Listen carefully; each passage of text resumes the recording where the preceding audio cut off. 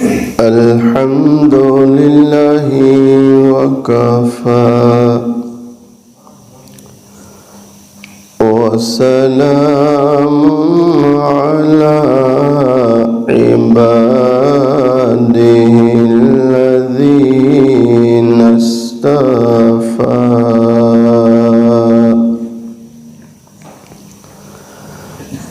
أما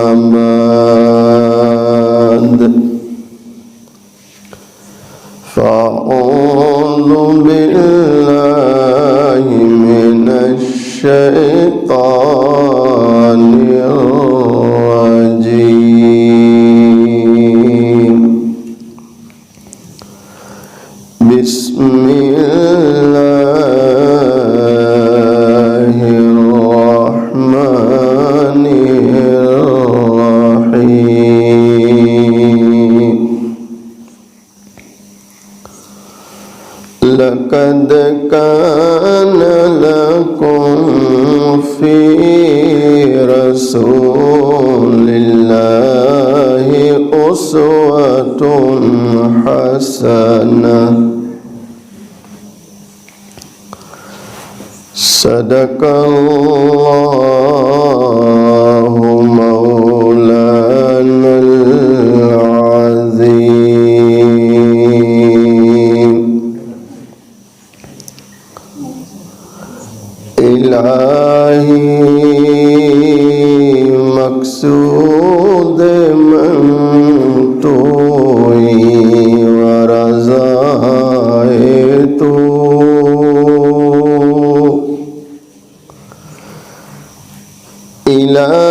الہی مقصود من توئی ورضائے تو محبت و معرفت خود بندے غم حیات کے سائے محیط نہ کرنا غم حیات کے سائے محیط نہ کرنا کسی غریب کو دل کا غریب نہ کرنا کسی غریب کو دل کا غریب نہ کرنا میں امتحان کے قابل نہیں میرے مولا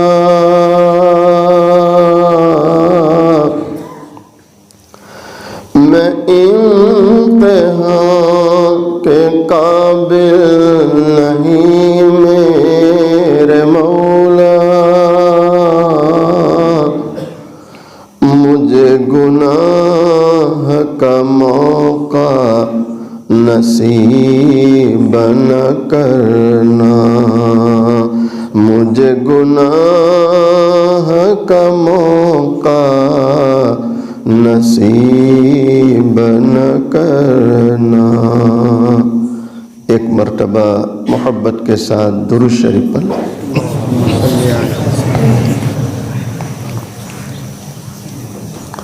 قابل صد احترام معزز علماء بزرگوں عزیز نوجوانوں حق تعالی شانہ کا برائے احسان اور کرم ہے آج 19 اگست عیسوی 2021 پیٹھن شہر جمعہ مسجد میں دین کی نسبت سے جمع ہے۔ اللہ تعالیٰ سے دعا کرے اللہ تعالیٰ ہم سب کے جمع ہونے کو قبول فرماوے، اپنی رضا نصیب فرماوے۔ ہمارا مالک، ہمارا خالق اور ہمارا رازق یہ بڑا مہربان ہے، امید سے کہیں زیادہ نوازنے والا ہے۔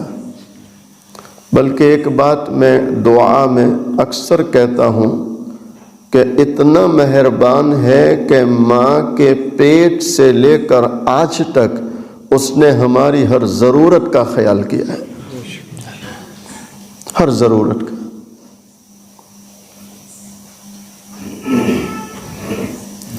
اس اللہ سے امید رکھی جائے کہ وہی دینے والا، وہی معاف کرنے والا، وہی رحم کرنے والا اور وہی ضرورتوں کا پورا کرنے، بولو محبت سے، وہی ضرورتوں کا پورا کرنے والا۔ حضرت حاجی امداد اللہ مہاجر مکی رحمۃ اللہ علیہ، جو ہمارے مشائخ کے سرتاج سردار ہے، سردار الاولیاء ہے، حضرت تھانوی رحمۃ اللہ علیہ، حضرت مولانا قاسم نانوتوی رحمۃ اللہ علیہ اور حضرت مفتی عبدالرشید گنگوہی رحمۃ اللہ علیہ جیسے جبل العلم علماء وہ حاجی صاحب سے بیٹھ ہوئے۔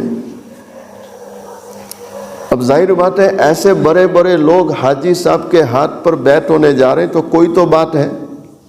حالانکہ حاجی صاحب باقاعدہ عالم نہیں تھے اور جانے والے جبل العلم ہے، جبل العلم ہے۔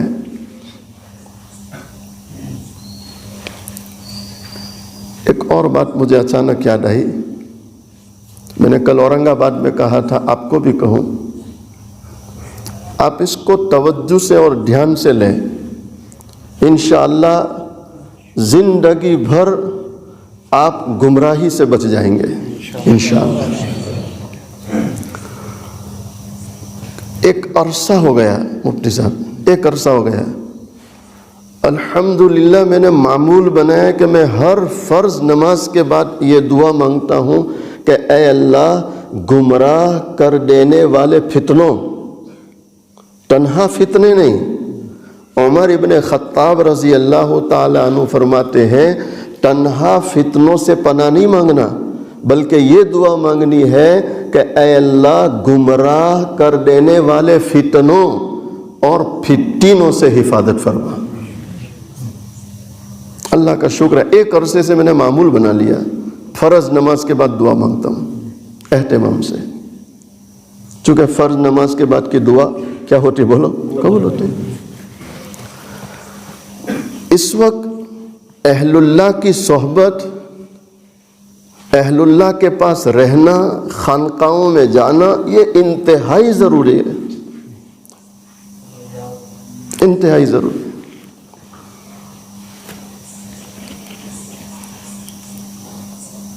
اس کی صرف ایک مثال، اور وہ دور صحابہ رضی اللہ تعالیٰ عنہ سے۔ دیکھو تہجد کا وقت ہے، آپ علیہ السلام اپنے گھر سے نکلے کہ صحابہ کا حال دیکھوں۔ صحابہ کا عام معمول تھا کہ تہجد میں قرآن کریم کی تلاوت کرتے تھے۔ کس کی تلاوت کرتے تھے؟ اور ہمارا کیا حال ہے؟ تو ہر آدمی بس اپنے کو دیکھ لیں، تہجد میں قرآن پڑھتے تھے، تہجد میں۔ آپ علیہ السلام نکلے، امام الانبیاء امام الملائکہ فخر کائنات تاجدار مدینہ محمد عربی صلی اللہ علیہ وسلم آپ جب حضرت ابو بکر صدیق رضی اللہ تعالیٰ عنہ کے گھر سے گزر رہے، دیکھا حضرت ابو بکر صدیق قرآن کی تلاوت تو کر رہے ہیں لیکن آہستہ۔ ادھر عمر ابن خطاب رضی اللہ تعالیٰ عنہ کے مکان کے قریب سے گزرے، قرآن کی تلاوت کر رہے ہیں لیکن بلند آواز سے۔ سمجھے نہیں سمجھے؟ ابو بکر آہستہ اور عمر فاروق۔ آپ علیہ السلام نے یار غار صدیق اکبر سے پوچھا، ابو بکر اتنا آہستہ قرآن کیوں پڑھتے ہو؟ کتنا پیارا جواب ہے، یا رسول اللہ صلی اللہ علیہ وسلم جس کو سنانا ہے وہ سن رہا ہے۔ عمر ابن خطاب رضی اللہ تعالیٰ جو مرید رسول نہیں مراد رسول ہے، جب آپ سے پوچھا گیا اتنا بلند آواز سے قرآن کیوں پڑھتے ہو؟ جواب ملا اللہ کے نبی علیہ السلام اس لیے کہ شیطان بھاگ جائے اور غافل بیدار ہو جائے۔ دونوں اپنی نیت میں کیسے ہیں؟ ارے بولو، دونوں اپنی نیت میں صحابہ ہے جن کو قرآن نے کہا کہ رضی اللہ عنہم ورضوا عنہ۔ مجھے آپ کو تو دنیا والوں سے سرٹیفکیٹ لینا ہے کہ مول صاحب برابر ہے، دنیا والے کہے کہ برابر ہے تو کہ برابر ہے، اور چار لوگ کہہ دے کہ نہیں برابر تو بات ختم۔ یہاں سرٹی کون دے رہا ہے؟ اللہ۔ نہیں آواز آئی؟ صحابہ کی تقدیس کا اور صحابہ کتنے مقدس لوگ ہیں اس کا سرٹی اللہ دے رہا ہے، اور قرآن میں دیا اور قیامت تک پڑھا جائے گا رضی اللہ عنہم ورضوا عنہ، کہ یہ ایسے لوگ ہیں کہ اللہ ان سے راضی نے یہ اللہ سے راضی۔ دونوں نیت میں سچے ہیں، لیکن اب نبی علیہ السلام کا فرمان سنو، ابو بکر آواز تھوڑی اٹھاؤ۔ کیا فرمائے؟ آواز تھوڑی اٹھاؤ۔ اور عمر ابن خطاب کو فرما رہے، عمر آواز تھوڑی پس کرو، آواز کو تھوڑا پس کرو۔ تو مشائخ لکھتے ہیں آپ علیہ السلام نے دونوں کو اعتدال میں لائے۔ کس میں لائے؟ اب آپ مجھے بتلاؤ، میں نے آپ جو کام لے کے نکلے ہیں اعتدال کی ضرورت ہے کہ نہیں؟ اب ہم جھنڈا گاڑ دے کہ نہ یہ باقی سب بیکار، تو ہم صحابہ کے راستے سے ہٹ رہے ہیں، نبی کے راستے سے ہٹ رہے ہیں صلی اللہ علیہ وسلم۔ اعتدال، اعتدال کا مطلب یہ ہے کہ دین کا کام جہاں بھی ہوتا ہے، جس شکل سے ہوتا ہے، جن لوگوں سے ہوتا ہے، جن راستوں سے ہوتا ہے، سب کا اکرام کرو، احترام کرو، اور کسی کے ساتھ دلیل بازی نہ کرو۔ کیا نہ کرو؟ دلیل بازی نہ کرو، اعتدال سے رہو۔ کیا پتا کس کا عمل اللہ کے یہاں مقبول ہے۔ اس پر ایک اور بات اچانک یاد آئی، حسن بصری رحمۃ اللہ اکبر، چشتیہ سلسلے کے سرخیل امام، حضرت علی رضی اللہ تعالیٰ عنہ سے خلافت ملی ہے، چشتیہ سلسلہ ہے۔ اتنا بڑا آدمی حسن بصری رحمۃ اللہ، کبار صحابہ سے علم حاصل کیا ہے، کبار صحابہ سے۔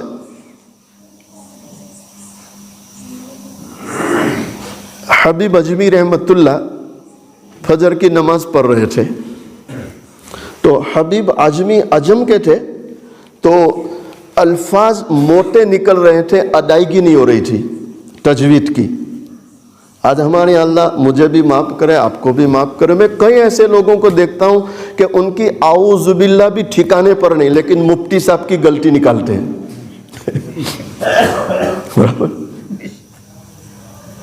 اعوذ باللہ کا ٹھکانہ نہیں ہے واللہ۔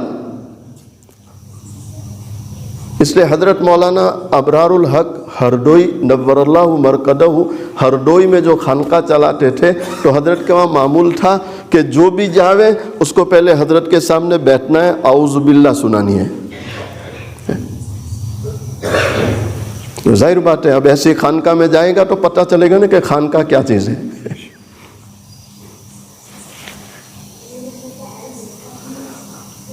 حبیب اجمی رحمت اللہ علیہ الفاظ موٹے نکلتے تھے، قرآن صحیح نہیں پڑھ پا رہے تھے، تو حسن بصری آئے، نیت تو کر لیے لیکن جب قرآن سنے تو سوچا اوہو یہ کیا قرآن پڑھتے ہیں، اس سے بہتر میں اپنی الگ پڑھ لوں، تو نیت توڑ لی، چلے گئے۔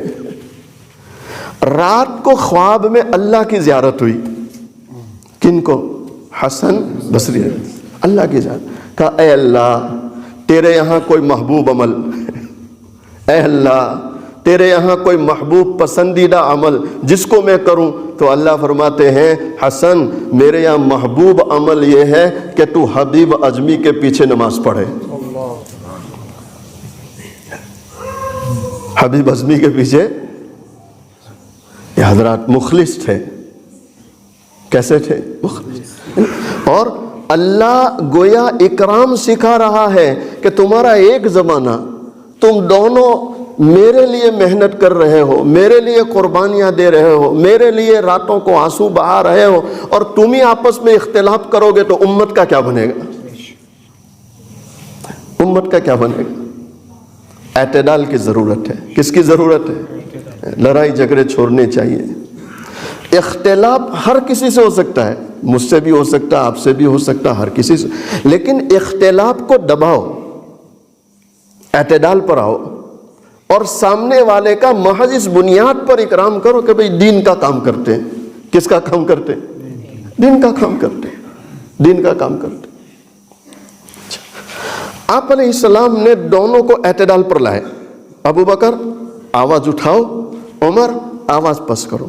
ہمارے حضرت شیخ طریقت حضرت مولانا محمد قمر الزمان الہ آبادی دامت برکاتہم علینا فرماتے ہیں کہ آپ علیہ السلام نے ان دونوں کے واسطے امت کو تعلیم دی کہ دیکھو جب تک تم اپنی مرضی سے عمل کرو گے، اپنی طبیعت سے عمل کرو گے، تم ترقی نہیں کر سکتے۔ تمہیں ترقی کرنا ہے تو محبوب دو عالم صلی اللہ علیہ وسلم کے طریقے پر آنا پڑے گا۔ آج پوری دنیا میں انتشار کا سبب یہی بن رہا کہ ہر آدمی اپنی مرضی سے اپنی طبیعت سے چل رہا ہے کہ میری طبیعت میں یہ آ رہا ہے۔ مجھے یاد ہے ایک بہت بڑا پروگرام میں سن رہا تھا تو مفتی اعظم مفتی دارالعلوم دیوبند حضرت مفتی سعید صاحب رحمۃ اللہ علیہ رحمۃ واسعہ اس وقت حیات تھے۔ ایک مولانا صاحب کی زبان سے سب اتنا نکل گیا، بہت بڑے عالم، مایہ ناز عالم، لیکن ان کی زبان سے صرف اتنا نکل گیا کہ میرے خیال میں، کیا نکلا؟ میرے خیال میں۔ حضرت مفتی صاحب جب کرسی پر آئے تو آتے ہی پہلے اس لفظ کی اصلاح کی کہ میرے خیال کا کیا مطلب؟ یعنی شریعت تمہارے خیال کی ہے؟ ارے بھائی سمجھ رہے نہیں سمجھ رہے؟ شریعت آپ کے خیال کی ہے؟ حضرت نے آتے ہی فرمایا میرے خیال سے نہیں، مجھے آپ کو چلنا ہے محمد عربی صلی اللہ علیہ وسلم کے بتلائے ہوئے راستوں پر، آپ کی شریعت پر۔ اب شریعت میں اچھا پھر آپ نے فرمایا کہ آپ یہ مت کہو کہ میرے خیال میں جائز ہونا چاہیے، آپ لکھ کر دو دارالفتہ میں۔ اب دارالفتہ قرآن حدیث کو سامنے رکھ کر فیصلہ کرے گا کہ تمہارا خیال شریعت کے مطابق ہے کہ نہیں ہے۔ دارالعلوم دیوبند ہے، پوری دنیا دیوبند کی غلام ہے۔ کوئی یوں کہے کہ دیوبند کو نہیں مانتے تو جاہل ہے، بیوقوف، نادان ہے۔ جس دارالعلوم دیوبند نے پوری دنیا کو علم سکھایا، قرآن سمجھایا، حدیث سمجھائی، اور جس دارالعلوم دیوبند کا پوری دنیا پر احسان ہے، چاہے کوئی بھی دین کا شعبہ ہو، یہ سب دارالعلوم دیوبند کے پڑھے ہوئے، دارالعلوم دیوبند سے سیکھے ہوئے، اور آپ یوں کہہ دیں جذبات میں کہ دیوبند کیا چیز ہے؟ ارے نادان، کلمہ پر اپنی اصلاح کی فکر کر۔ تو ایمان سے جا رہا ہے، ایمان سے جا رہا ہے۔ خیر، میں اس پہ عرض کر رہا تھا کہ اہل اللہ کی صحبت میں جانا انتہائی ضروری ہے تاکہ ہماری اصلاح ہو اور ہم اعتدال پر آئے. کس پر آئے بولو؟ حضرت حاجی امداد اللہ مہاجر مکی رحمت اللہ، اللہ اکبر، یہ بڑے بڑے حضرات وہاں جاتے تھے اصلاح کے لیے. اب حاجی صاحب کا حال دیکھو.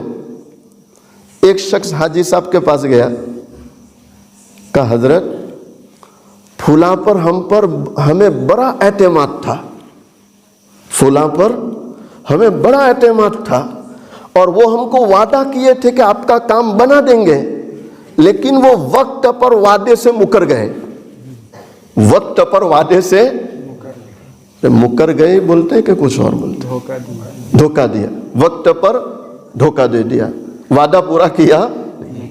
حاجی امداد اللہ مہاجر مکی رحمت اللہ یہ سنتے ہی فرمایا ہٹو یہاں سے. کیا فرمایا؟ ہٹو یہاں سے. کیا شرک کی باتیں کرتے ہو؟ کیا فرمایا؟ ہٹو یہاں سے، کیا شرک کی باتیں کرتے ہو؟ کوئی کسی کا کام نہیں بناتا، کام بنانے والا اللہ. تو امید کس سے رکھیں گے؟ اللہ اکبر. پروردگار عالم احکم الحاکمین رب العالمین، وہی ہم سب کا پیدا کرنے والا، ہم سب کو پالنے والا اور ہماری ضرورتوں کا خیال کرنے والا، دونوں جہاں کے سردار محبوب دو عالم صلی اللہ تعالی علیہ وسلم فرماتے الایمان بین الخوف والرجاء. اللہ کے محبوب صلی اللہ علیہ وسلم فرماتے ہیں ایمان خوف اور امید کے درمیان، یعنی اس اللہ سے امید بھی رکھو اور اس اللہ سے ڈرتے بھی رہو. حضرت اویس کرنی مقام کتنا اونچا ہے، محبوب دو عالم صلی اللہ علیہ وسلم اپنی زبان مبارک سے آپ کے فضائل بیان کرتے. حضرت عمر، حضرت علی رضی اللہ تعالی عنہما کو آپ فرماتے ہیں تم دونوں کی اگر اویس سے ملاقات ہو اپنے لیے میری امت کے لیے دعا کرانا. اللہ اکبر. تو ایک بات یہ بھی ثابت کر دی کہ ملاقات ان دونوں کی ہونے والی اور کسی کی نہیں ہوگی. ان دونوں کو فرمایا اگر تمہاری ملاقات اویس سے ہو تو اپنے لیے اور امت کے لیے کیا کرانا. آپ علیہ السلام فرماتے اویس جب جنت کے دروازے پر پہنچیں گے فرشتے روکیں گے رکو. حضرت اویس کرنی رحمت اللہ علیہ عرض کریں گے باری تعالیٰ کیوں روکا جا رہا، مجھے جنت میں جانے دیا جائے. پروردگار عالم کی طرف سے آپ کو پیغام ملے گا اے اویس آپ کی شفاعت کی ضرورت ہے، آپ شفاعت کریں. آپ کی شفاعت پر نبی علیہ السلام کی امت کے کئی گنہگاروں کی مغفرت ہونا ہے. اور مسلمانوں جس اویس کی فضیلت کا یہ عالم ہے، جس کا یہ مقام ہے، ذرا اس کا خوف بھی سنو. کیا سنو؟ خوف. خوف. ایک گلی سے گزر رہے، اچانک حداد کی بتھی پر نگاہ پڑ گئی. حداد یعنی وہ جو لوہے کا کام کرتا، کیا بولتے؟ لوہار. لوہار. لوہار کی بتی پر نگاہ پڑ گئی. نگاہ پڑتے ہی بے ہوش ہو کر زمین پر گر پڑے. اللہ اکبر. لوگوں نے پانی ڈالا، ہوش میں آئے. کہا حضرت کیا بات ہو گئی؟ فرمانے لگے اس حداد کی بتی نے مجھے بے ہوش کر دیا. کہا کیوں؟ فرمانے لگے اس کی آگ کو دیکھ کر مجھے جہنم کی آگ یاد آ گئی کہ دنیا کی آگ کا یہ عالم ہے کہ لوہا پگھلا دے، جہنم کی آگ کا کیا عالم ہوگا۔ فَأَمَّا مَن ثَقُلَتْ مَوَازِينُهُ فَهُوَ فِي عِيشَةٍ رَاضِيَةٍ وَأَمَّا مَن خَفَّتْ مَوَازِينُهُ فَأُمُّهُ هَاوِيَةٌ وَمَا أَدْرَاكَ مَا هِيَهْ نار حامیہ۔ اللہ اکبر۔ پروردگار عالم قرآن کریم میں فرماتے ہیں اے لوگوں، کل قیامت والے دن ترازو رکھی جائے گی۔ آج بندوں کے اعمال تولے جا رہے ہیں، جس کا نیکیوں کا پلہ وزنی فَهُوَ فِي عِيشَةٍ رَاضِيَةٍ، وہ آرام کی جنت میں، آرام کے محلات میں، آرام کے باغات میں جائے گا۔ اور ہمارا رب قرآن میں کہتا ہے وَأَمَّا مَن خَفَّتْ مَوَازِينُهُ۔ دعا کرو اللہ حفاظت کرے، اللہ حفاظت کرے، اللہ حفاظت کرے۔ ہمارا اللہ قرآن میں کہتا ہے مسلمانوں سنو، دل کے کانوں سے سنو، قرآن پڑھتا ہوں، اللہ کا کلام پڑھتا ہوں، مقدس کلام پڑھتا ہوں، سچا کلام پڑھتا ہوں کہ اس سے سچا دنیا میں کوئی کلام نہیں ہے۔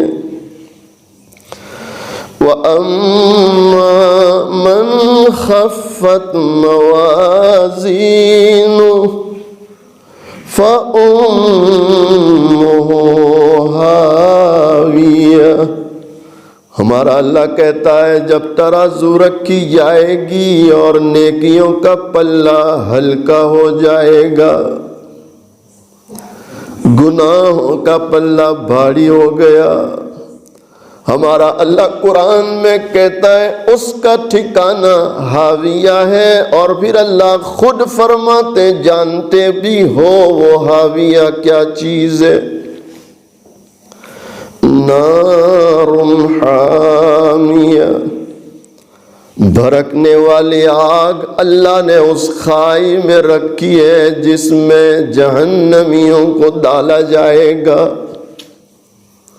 حضرت علی بن فضیل، جو فضیل بن عیاض رحمت اللہ کے بیٹے، ساری زندگی اس سورہ شریفہ کو پڑھنے کی کوشش کی لیکن ساری زندگی پوری سورت پڑھ نہ سکے۔ ساری زندگی امام کے پیچھے بھی کھڑے ہوتے اور امام شروع کر دیتے القاریۃ ما القاریۃ وما ادراک ما القاریہ، ابھی آدھی صورت ہوئی نہیں، بے ہوش ہو کر گر پڑتے تھے۔ ساری زندگی صورت کو نہ پڑھ سکے نہ سن سکے کہ اللہ نے اس میں عجیب قیامت کا منظر، قیامت کے حالات کھولے۔ چند اشعار پڑھتا ہوں ایک اللہ والے کے، جس میں امید بھی ہے خوف بھی ہے، امید بھی ہے خوف۔ کس سے مانگیں کہاں جائے، کس سے کہیں، یہ امید کی بات ہے۔ کس سے مانگے کہاں جائے، یعنی اس کے سوا کوئی، ارے بولو اس کے سوا وہ نہ سنے تو کون سننے والا ہے۔ میں آپ سے بھی کہتا ہوں اور جہاں جاتا ہوں کہتا ہوں کہ جب دعا مانگو تو دعا میں وزن لاؤ، اور وزن کس سے آتا کہ آپ اپنے رب سے، اپنے اللہ سے یوں کہو کہ اے اللہ تو نہ دے تو کون دینے والا ہے، اے اللہ تو نہ سنے تو کون سنے گا؟ واللہ میں آپ کو یقین سے کہتا ہوں اس کے سامنے رونا سیکھ لو، قسم خدائے پاک کے دنیا میں کسی کے سامنے رونے کی نوبت نہیں آئے گی۔ کس کے سامنے رونا ہے؟ اللہ کا۔ جس نے اس کے سامنے رونا چھوڑا تو اللہ تعالیٰ اس کو چھوڑ دیتے کہ جا پھر اب جہاں سے بنتا نظر آتا روتا رہے، روتا رہے۔ کوئی دھاگا، کوئی چٹھی، کچھ کام نہیں آتا، کام آتا ہے تو کون آتا ہے؟ اللہ آتا ہے، اللہ آتا ہے۔ تؤتی الملک من تشاء وتعز من تشاء وتذل من تشاء بیدک الخیر انک علی کل شیء قدیر۔ انک علی، ارے بولو محبت سے، انک علی کل شیء۔ تو یہ یقین کہاں بٹھانا؟ دل میں۔ کہاں بٹھانا؟ کہ جب وہ ہر چیز پر قادر اور جب وہ تمام خزانوں کا مالک، تو اب اس کے بغیر میرا کام کوئی بنا سکتا نہیں، وہی بنانے والا، وہی۔ کس سے مانگیں کہاں جائے، کس سے کہیں، اور دنیا میں حاجت روا کون ہے؟ سب کا داتا ہے تو، سب کو دیتا ہے تو، سب کا داتا ہے تو، سب کو دیتا ہے تو، تیرے بندوں کا تیرے سوا کون ہے؟ تیرے بندوں کا تیرے سوا کون ہے؟ جب تو لیں گے عمل میزان میں، یہ آ گیا خوف۔ کیا آ گیا؟ خوف۔ جب تو لیں گے عمل میزان میں، تب کھلے گا کہ کھوٹا کرا کون ہے؟ تب کھلے گا کہ کھوٹا کرا کون ہے؟ اللہ کا قرآن ایک اور جگہ کہتا ہے، ان اللہ لا یغفر ان یشرک بہ ویغفر ما دون ذلک لمن یشاء۔ عجیب و غریب اللہ کا کلام ہے۔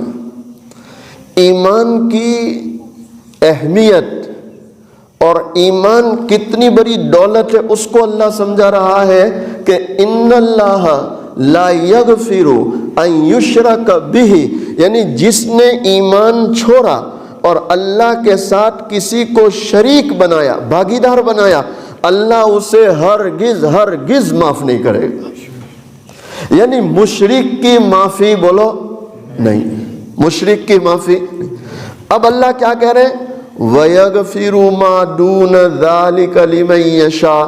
اللہ ایمان کی قیمت بتلا رہا ہے کہ جو ایمان والے بندے ہیں، چاہے کوئی بھی گناہ کر لیا شرک چھوڑ کر، وہ قادر مطلق ہے، احکم الحاکمین ہے، جس کو چاہے گا معاف کر دے گا، جس کو چاہے گا۔ اور کیسا معاف کرنے والا، اللہ اکبر۔ علماء لکھتے ہیں حضرت موسیٰ علیہ السلام کے زمانے میں قحط پڑ گیا، لوگ پریشان ہیں، برسات نہیں ہو رہی۔ اللہ کا شکر ہے ہمارے یہاں 3-4 دن سے بہت اچھا موسم بن گیا، اللہ کا شکر ہے۔ جتنا شکر ادا کرے اتنا کم ہے۔ دعا کرو جہاں جہاں ضرورت ہے اللہ رحمت والی برسات پہنچائے۔ لوگ پریشان ہیں، آسمان کی طرف دیکھ رہے ہیں، بادل تو بنتے ہیں لیکن برسات نہیں آتی۔ آج حضرت موسیٰ علیہ السلام 70,000 لوگوں کو اپنے ساتھ لے کر میدان میں نکلے، اللہ سے دعا کرے تاکہ برسات آوے۔ حضرت موسیٰ علیہ السلام جب میدان میں پہنچے، 70,000 کا مجمع اللہ کے سامنے ہاتھ پھیلائے دعائیں مانگنا شروع کر دیا، اور اب اللہ سے مانگتے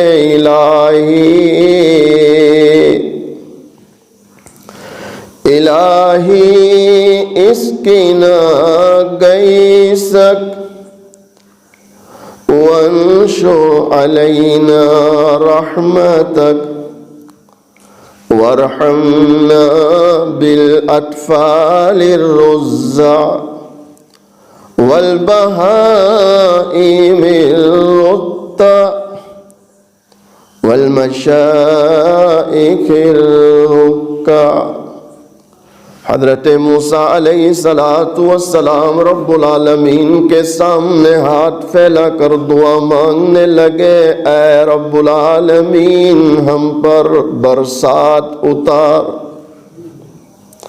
اور اے اللہ ہم تیری رحمت کے محتاج ہیں، تجھ سے تیری رحمت کا سوال کرتے ہیں، اور تو دیکھ بھی رہا ہے میں اپنے ساتھ دودھ پینے والے بچوں کو لے کر آیا ہوں، اور اے پروردگار عالم آپ تو دیکھ رہے ہیں میں چرنے والے جانوروں کو بھی لایا ہوں، اور کمر سے جھکے ہوئے بوڑھوں کو لے کر آیا ہوں۔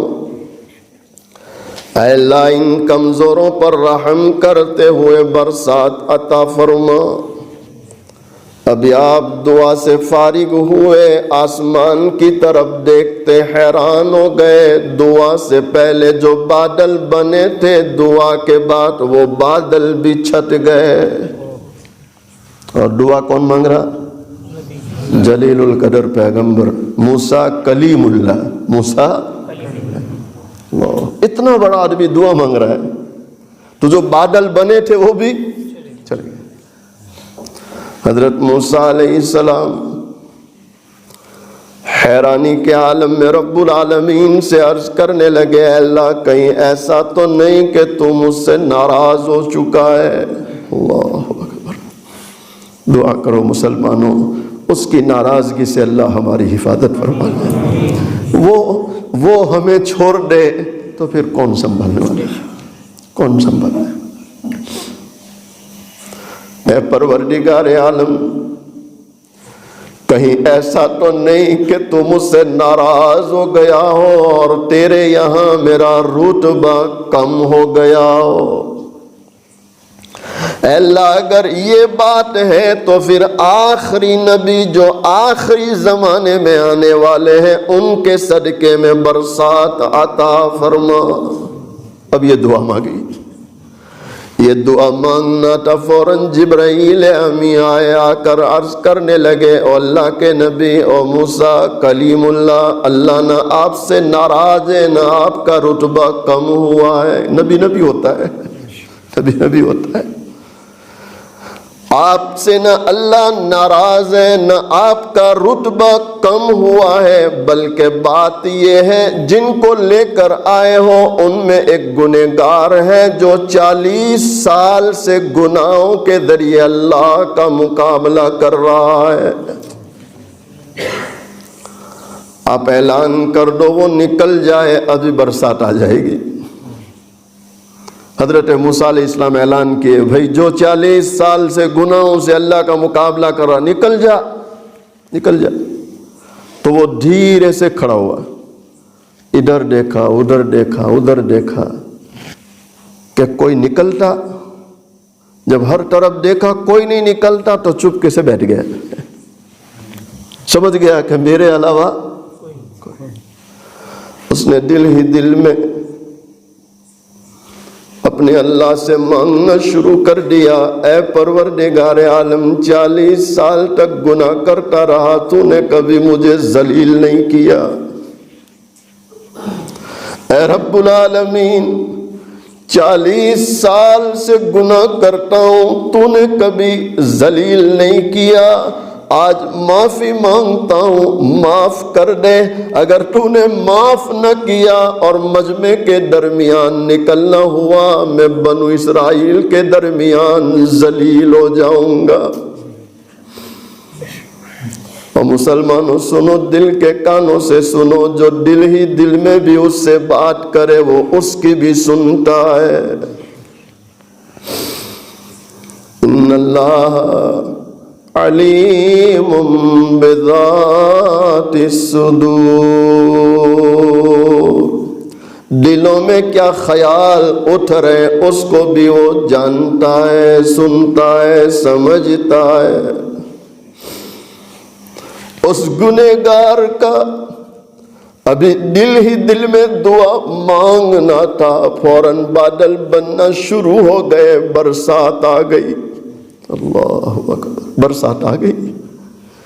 حضرت موسیٰ علیہ السلام حیران ربا، کوئی نکلا بھی نہیں، برسات آ گئی، کیا بات ہو گئی؟ پروردگار عالم فرماتے موسیٰ جس کی وجہ سے روکا تھا اسی کی وجہ سے بھیج دیا ہوں۔ کہے پروردگار عالم اتنا نیک انسان کہ جس کی برکت سے برسات آ رہی، میری ملاقات کرا دے، میری ملاقات۔ رب العالمین فرماتے اور مسلمانوں سنو، دل کے کانوں سے سنو، وہ جہاں نیکوں سے محبت کرتا ہے گنہگاروں کو بھی چھوڑتا نہیں ہے۔ ہمارا اللہ جب موسیٰ علیہ السلام عرض کرتے باری تعالیٰ اس بندے سے ملاقات کرا دے جس کی وجہ سے برسات آئی، ہمارا اللہ فوراً فرماتا او موسیٰ جب گنہگار تھا میں نے ذلیل نہیں کیا، آج تو وہ توبہ کر کے میرا بن چکا ہے۔ آج تو وہ توبہ کر کے میرا بن چکا، جب میرا بن چکا پھر اسے ذلیل کرنے کا کیا مطلب ہے؟ ملاقات نہیں کرائی، ملاقات نہیں کرائی، وہ میرا ہے، میرا ہے۔ اب اگر میں ملاقات کراؤں گا تو سمجھ جائے گا کہ یہ 40 سال سے گناہ کرتا تھا۔ اللہ اکبر، میرے بھائیو سوچو ذرا، اللہ کتنا مہربان ہے۔ تو ایسے اللہ کے سامنے توبہ کرنی چاہیے نہیں کرنی چاہیے؟ بھائی استغفار کرنا چاہیے نہیں کرنا چاہیے؟ کریں گے انشاءاللہ۔ اللہ تعالیٰ مجھے آپ کو ان کہی سنی باتوں پر عمل کرنے کی توفیق عطا فرمائے۔ اخیر میں دونوں جہاں کے سردار حضور پاک صلی اللہ علیہ وسلم کی شان میں 1-2 مصرے پڑھتا ہوں، محبت کے ساتھ سماعت فرمائیں۔ مصطفیٰ شان رحمت پہ بے حد سلام کی نورانی صورت پہ بے حد سلام کی پاکی سیرت پہ بے حد سلام، جن کو معراج میں حق کے قربت ملے، سارے نبیوں کی جن کو امامت ملے، اور خیر الامم جن کو امت ملے، اور شفاعت کی جن کو اجازت ملے، اس نبی کی نبوت پہ بے حد سلام، مصطفیٰ شان رحمت پہ بے حد سلام، جن کے گھر میں مہینوں جن کے گھر میں مہینوں نہ چولہا جلا مرتے دم جن کے گھر میں دیا تھا۔ اما عائشہ رضی اللہ تعالی عنہا بیان کرتی ہے کئی دن ہو جاتے تھے کئی دن ہو جاتے تھے چولہا جلانے کی نوبت نہیں آتی تھی، کھجور اور پانی پر گزارا ہوتا۔ سیدہ فاطمہ الزہرا رضی اللہ تعالی عنہا اپنے دوپٹے کے کونے میں آدھی روٹی کا ٹکڑا باندھ کر حاضر ہوتی ہے، عرض کرتی ابا حضور آپ اس کو قبول فرما لیں۔ دونوں جہاں کے سردار حضور پاک صلی اللہ علیہ وسلم نے فرمایا بیٹی فاطمہ کیا بات ہے؟ سیدہ فاطمہ عرض کرتی ابا حضور ہم کئی دنوں سے بھوکے تھے، ہم کئی دنوں سے پاکے سے تھے، ہم نے کچھ نہیں کھایا۔ حضرت علی رضی اللہ تعالیٰ عنہ کچھ کما کر لائے، میں نے 5 روٹیاں پکائی، ایک روٹی میں نے حضرت حسن رضی اللہ تعالیٰ عنہ کو کھلائی، دوسری روٹی میں نے حضرت حسین رضی اللہ تعالیٰ عنہ کو کھلائی، تیسری روٹی میں نے حضرت علی رضی اللہ تعالیٰ عنہ کو کھلائی۔ اسی میں ایک سائل دروازے پر آیا، بنام خدا بھیک مانگ رہا تھا، مجھے رحم آ گیا، چوتھی روٹی میں نے اس بھیک مانگنے والے کو کھلا دی، 5ویں روٹی میرے حصے کی رہ گئی تھی، میں اسے کھا رہی تھی، آدھی روٹی میں نے کھائی، اچانک مجھے آپ کا خیال آ گیا کہ فاطمہ تو اپنے گھر میں بیٹھ کے روٹی کھا رہی ہے، پتہ نہیں تیرے والد پر کیا گزرتی ہوگی۔ ہائے مسلمانوں، دونوں جہاں کے سردار حضور پاک صلی اللہ علیہ وسلم اس روٹی سے ایک لقمہ توڑتے ہیں، اپنے منہ میں رکھتے ہیں، اس کے بعد فرماتے ہیں بیٹی فاطمہ قسم ہے اس ذات کی، بیٹی فاطمہ قسم ہے اس ذات کی جس کے قبضے میں تیرے والد کی جان ہے، آج 3 دن ہو گئے تیرے والد نے ایک لقمہ اپنے منہ میں نہیں رکھا۔ جن کے گھر میں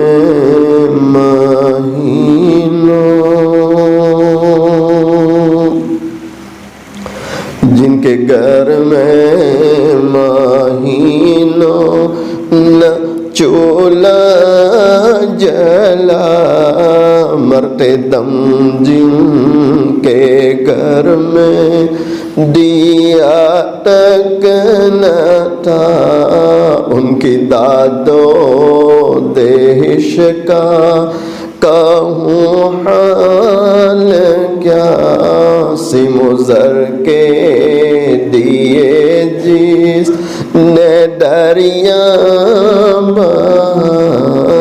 کوئی محروم در سے نہ سائر گیا، کوئی محروم در سے نہ سائر گیا، اس نبی کی سخاوت،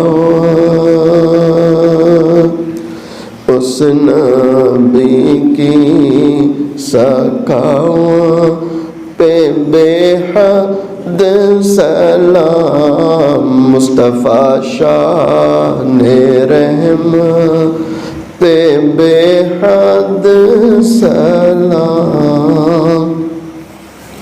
اپنی آنکھوں کو بند کر لیں، اپنی گردنوں کو جھکا لیں۔